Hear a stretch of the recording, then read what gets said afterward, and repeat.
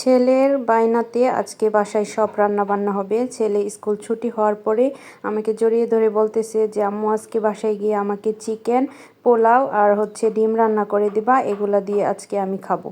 এখন ছেলের কথা তো আর ফেলা যায় না, তাই বাসায় এসেই এই যে মুরগির মাংস ভিজিয়ে নিচ্ছি। আর বাসায় আসার আগেই দোকান থেকে ডিম আর পোলাওয়ের চাল নিয়ে আসলাম, কারণ বাসায় পোলাওয়ের চাল ছিল না। আর দোকানে এসেই তো সে আমাকে বলতেছে আম্মু আমার পেস্ট শেষ, আগে পেস্ট নাও। সে আবার রাস্তায় এসে বলতেছে তার 4 দিন স্কুল ছুটি, সে তার বাবাকে বলে আসবে। তার বাবার অফিসে চলে গেছে, ওইখান থেকে আসতে আসতে আরও দেরি হয়ে গেছে।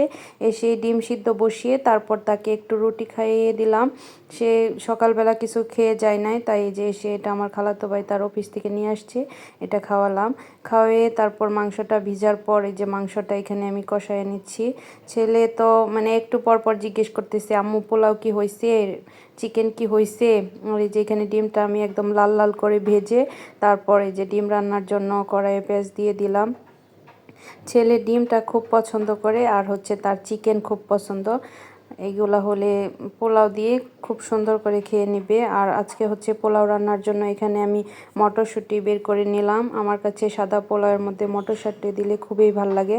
আর এখানে আমি চালটা ভেজে নিচ্ছি ভালো করে। পোলাওয়ের চালটা আমার কাছে মনে হয় যত ভালো করে ভাজা হয় পোলাওটা খেতে ততটাই সুস্বাদু হয় আর এই ঝরঝরে হয় অনেক। তাই আমি পোলাও রান্নার আগে পোলাওয়ের চালটাকে অনেকক্ষণ তেলে ভেজে নিই।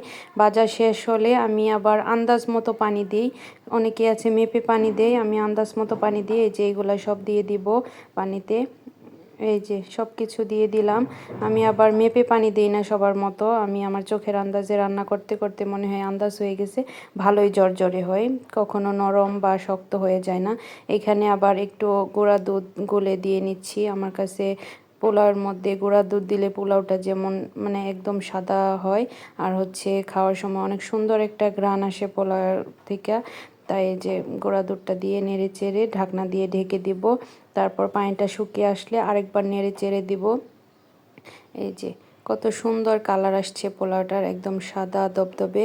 আর তারপর আবার ঢেকে কিছুক্ষণ বসিয়ে রাখবো। এখানে প্রায় পোলাওটা আমার ফুটেই গেছে।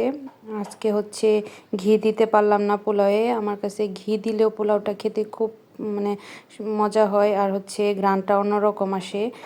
এই যে পোলাওটা আমার প্রায় হয়ে গেছে। ওইদিকে আমার ছেলে তো একদম পোলাও কখন খাবে ওইটার জন্য একদম পাগল হয়ে গেছে।